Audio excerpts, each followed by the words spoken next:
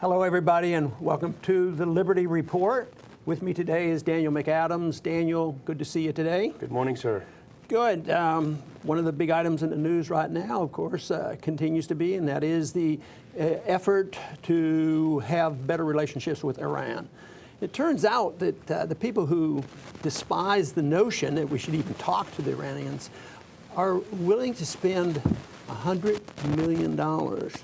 Wonder what's going on here, why it is of this interest. Are they saints and are doing this for the cause of peace, or just what it is? But $100 million to lobby the American people to support this and to twist the arms of Congress to try to dampen this effort which the president has been pursuing.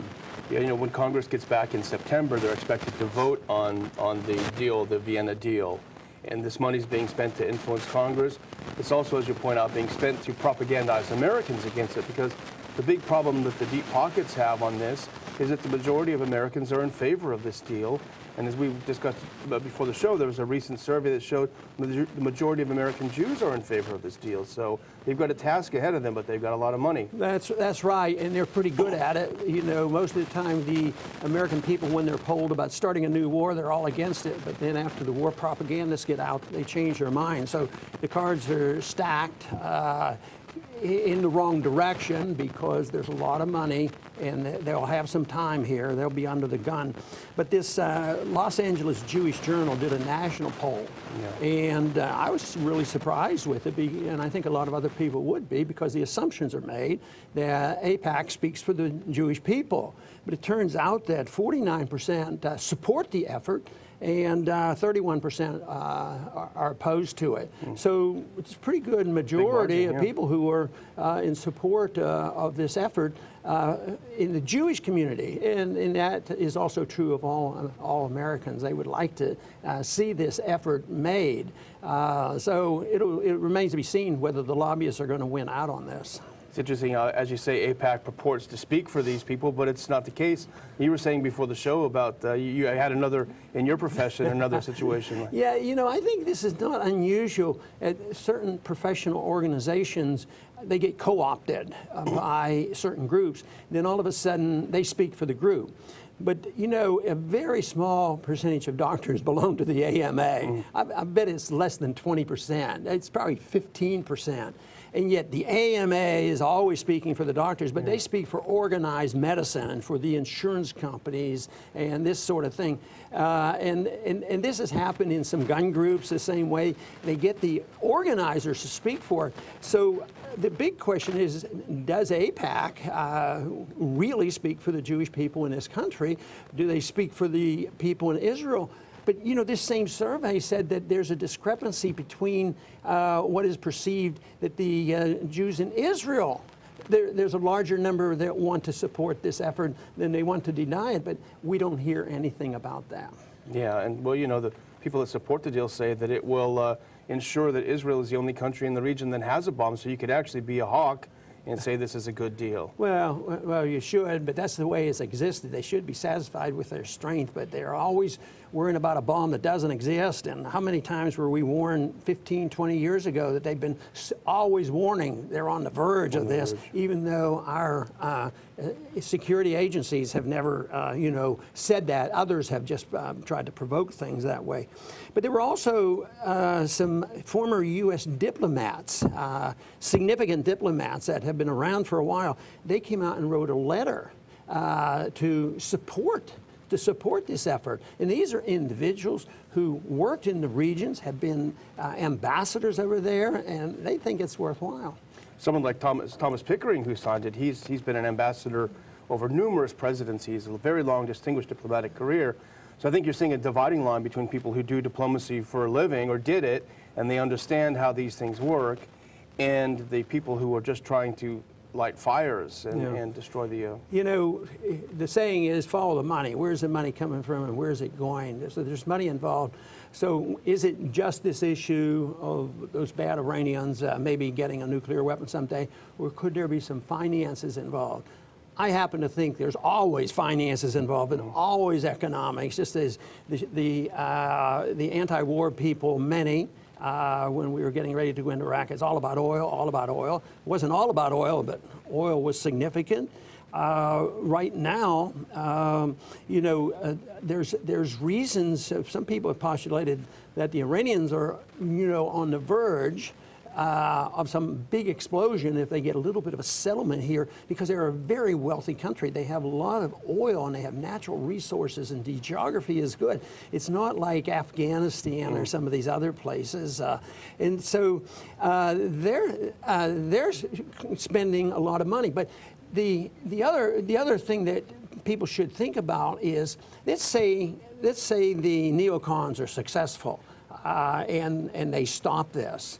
That isn't the agreement. The agreement wasn't between us and Iran. It was an accord with 6 countries. Do you think there's a probability that those 5 other countries are going to immediately withdraw and say, okay, America, we're going to bow down? Or might they take the advantage of the economics that are coming about, and could we then be pushed into a corner and lose some credibility, which I think is very risky, because it may make our dollar even more vulnerable? Yeah, I think that's a great point, and people don't notice this is not a U.S.-Iran agreement. These are 6 major powers who've signed on to it. The U.S. has spent a lot of years cajoling them and prodding them into putting on the sanctions. But as you point out, when there are so many shovel-ready projects, so many business deals that are just waiting to go, if the other countries that signed this and approved it start reaping the benefits of trade with Iran, and the U.S. is left in the back, holding a flag and yelling, hold on, we got to put the sanctions back on. The neocons like to talk about American global leadership. But if that happens, it's America by itself. And I think, of course, the foundation of our system is rather rocky. But one argument that they're using, that they throw out there, I think your so-called friend Bill Kristol threw this number out, that, you can't do this. This will allow the Iranians to have $150 billion. Well, is it going to come from the American taxpayers? No. This is money. The precise number, I don't think anybody knows, because a lot of people have confiscated this wealth from the Iranians, and for many reasons unjustly so. But $150 they're dealing with, and they're saying, well, they're going to get this. But these are stolen goods. Yeah. These are monies we took from them, and we're giving back these assets, and they're using this as a tool. Well, you can't allow them to have what was once theirs. So it was very disingenuous of Kristol when he wrote his piece last week, I think it was, against the deal, because the implication certainly in his article was that we're going to send them a check for $150 billion in aid, and he said we're giving it to a regime with American blood on its hands. Yeah. And so he, by saying that, what he meant is that every bullet or any piece of equipment that had been manufactured in Iran, anywhere in Afghanistan or everywhere else, was directly Iran's responsibility if it killed an American, right. which is a pretty dangerous thing to think about when you think about the U.S. selling weapons around the world. The leadership there is sometimes I question it. This seemed to be moving along, and it seemed to dampen the enthusiasm when you hear the Ayatollah come out with a statement, and one of their leaders come out, and it sounds just antagonistic, and then, of course, the neocons jump on this. But, putting it in perspective, I think one could understand it, because wouldn't it be true that if we were living in Iran and doing this and listening to the taunts and the yelling and screaming by our Congress and what they should do, and the neocons, I mean, they're not exactly offering an olive branch. And then you have an Ayatollah and leadership there who probably have to pacify, just like every country has the different factions. They might have to say this to pacify them. But anyway, it doesn't help things, but I think it's better we understand that they're listening to every bit as strong rhetoric as we're listening to from them. Can you imagine sitting down to dinner, you're an Iranian family, you turn on the news, and here's Senator Cotton going on about, or a Huckabee or someone like this, about how we've got to crush Iran. Of course that's going to make you irritated. And they're not going to know whether they have a lot of power or not. It'll be the American government once again, it's the Congress. And of course, this would really be accentuated once this vote comes up. And there's going to be a lot of split feelings on this too, because the majority vote will be to stop it, but they won't have enough to override a veto by the president. So there will be a lot, and I think, as we just said, this is risky business. I mean, we could, let's say the Hawks win, but they'll lose in the long run. And there's a lot to be said about, we should be thinking about maybe some of the advice of the founders, trying to stay out of some of this mess. The one thing that struck me, and you said this a lot, it's the other side who are the isolationists. In this sense, it certainly is the neocons who are the isolationists, because they want to pull America out of a deal that the rest of the world is ready to go to. Yeah, they're putting on sanctions and boycotts and everything else, and yet they call us, the free traders, the isolationists, but they get away with it. I've heard that term so often, thrown at me. That's why I like people to think about non-intervention, because the last thing we are is want to be isolationists.